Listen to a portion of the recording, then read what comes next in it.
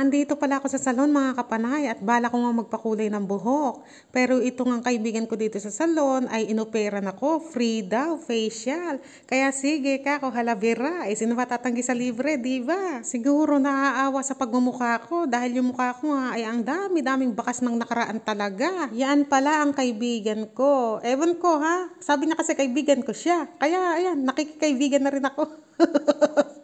At siya rin pala ang may-ari nga ng salon na yan. Lagi niya nga sinasabi, bakit daw nagkaganito yung mukha ko? Kasi nga puro tagyawat, di ba? Puro bakas ng nakaraan. Hindi ko naman kasi alam kung bakit gigil na gigil din talaga sa akin ng mga tagyawat ba? Batubuan sila ng tubuan, kahit na ayaw ko sa kanila.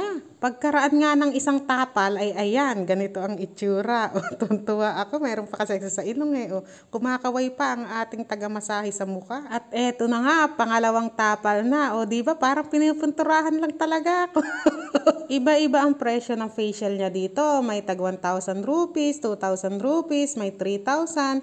Tapos mayroong tag 6,000 yung may machine ba. Ay gusto ko nga sana yun. Kaso nga, ay alam niyo, nagipit tayo sa budget. Libre lang to. Hindi naman pwedeng sabihin ko, pwede bang libre yung tag 6,000? Tapos tinanong ko nga kung magkano yung tag 6,000. Ang sabi nga sa akin ay kung ako daw ang magpapaganon ay 5,000 na lang. Tawa naman ako ng tawa kasi nga naririnig ng customer, 6,000 ang sisingilin niya. Sabi ko, ay huwag ka maingay ako, maririnig ng customer mo. Sabi ko, ay hayaan mo siya, sabi naman niya. Basta ikaw, special, sabi sa akin. Siya, hindi naman siya special, sabi.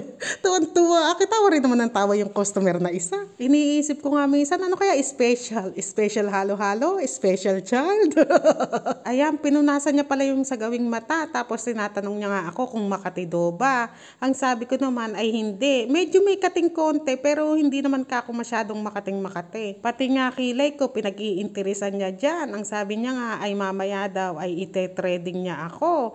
Kaya yung pagkatapos kong i-facial ay trineding niya talaga ako ay sobrang katin yan, sobrang sakit pag i-trading ang kilay. Ay ang kilay pala hindi masyado, yung sa balbas ang sobrang sakit. Talaga naman maiihi ka ng konti. Ayan, eto pala mga kapanay, pangatlong tapal na ito ha. Bilangin nyo, napakaraming tapal niyan. Para kang minamasilya dyan.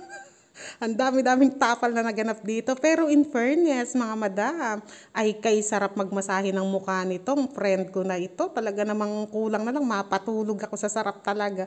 Ang sarap talaga, ang gaan-gaan ng kamay niya kahit na meron siyang suot na singsing talaga.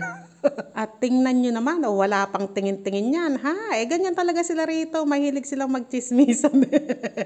Ako nga rin minsan nakikichismis ba? Tapos ayan, pinunasan na ang aking mukha, parang lumiliwanag na ng bagya, parang may pagbabago na ba? Natatawa nga ako at tignan nyo naman, pati yung face mask nung nagmamassage ay namumuti na. Eto pala, pang ilang tapal na ito? Pang-apat na ba ito? Oo, pang-apat na ito. Pang-apat na pero parang walang magbabago Pero alam nyo, pagkatapos ng facial ko ay mga after few days, ay talagang naramdaman ko na parang lumambot ang aking mukha. Talagang kuminis ng bagya, pumuti, umaliwalas ba? Ay gusto ko nga uling bumalik after 1 month ba? Tignan natin kung tayo makakabalik, sa pagbalik natin, ay sigurado hindi na ito libre. Kailangan na natin magbayad. Pag pala nagpa-facial ka rito, isinasama nila yung baraso at saka paa. Ako, ayoko kasing ipasama yung sa paa kasi nga salapi yung paa ko, di ba? Kamba, 11 daliri ko sa paa. Baka makita nila daliri ko sa paa. Baka pagtawa ng paa, ganito pala ang paa ng mga Pilipino, ng mga Pilipini. Baka mamay mahahawa, akala pa nila lahat ng Pilipino, ganito paa. Kaya ayan, sabi ko, ayoko. Sige na, sabi niya, libre lang. Wag na, sabi ko, malamig kasi ang panahon ngayon. Sabi ko, giniginawa ko. Yung kamay na lang, sabi sa akin. Wag na, sabi ko, kasi baka pagka pumayag ako na yung kamay, pwede. Baka ipilit na rin pa magkapilitan ba? Mapasubo ako. Kaya sabi ko, hindi, okay na yan kako, yung mukha na lang sa kaliig, sabi ko. Ito pala ay pang-5 patong na ito mga kapanay. Ayan, pang-6 na patong na ito. Tingnan nyo naman, ay sobrang daming patong na naganap dito. Sana all, pinapatungan talaga. Akala ko talaga hindi na siya titigil dahil sobrang daming patong. Ako naman, sige lang kasi libre naman to Siyempre, baka hanggat dumadami ang patong niyan, ay nakakaganda lalo sa mukha yan, di ba? Pag ganyan na puting-puti ang mukha mo, tapos lumabas ka ng bahay ng hating gabi. Tignan ko lang kung hindi himatayin yung makakasalubong mo. Pagkaraan nga ng 6 na patong, ay ayan, ganito na ang itsura niya. Di ba?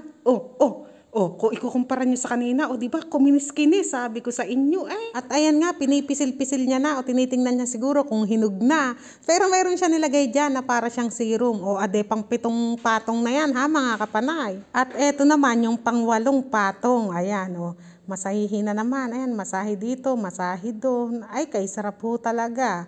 Ang lambot-lambot talaga ng kamay niya, ang gaan-gaan sa kamay. Kaya talagang marerelax ka ba habang minamassage-massage na ganyan yung iyong mukha. At sa wakas, eto na ang pinaling patong. Pinali talaga. Eto ang pangsyam na patong. Ayan, kulay dilaw. Parang pupo ng bata talaga yan.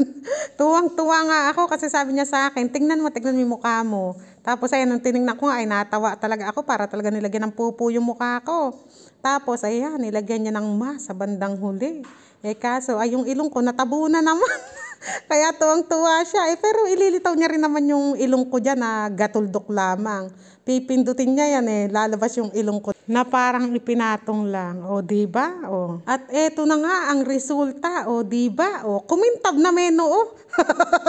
Pero parang luminis yung mukha ko kumpara sa kanina.